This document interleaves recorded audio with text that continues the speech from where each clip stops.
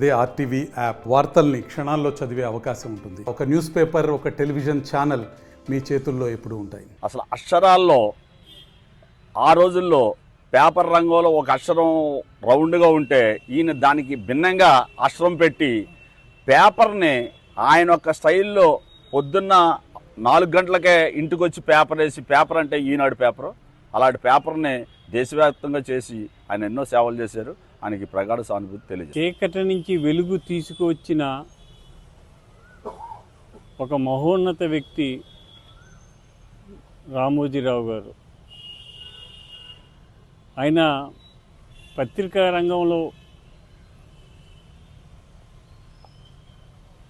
8 దశాబ్దాల పాటు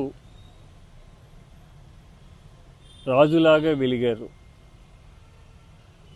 వారు చీకటిని వెలుతురులో తీసుకువచ్చి న్యాయాన్ని ప్రజలందరికీ అందజేశారు.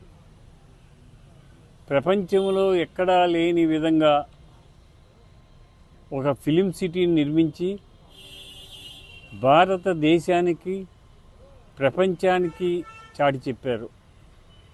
అటువంటి మహోన్నత వ్యక్తి మరణించటం మన రాష్ట్రానికి, మన దేశానికి తీవ్రమైన లోటు.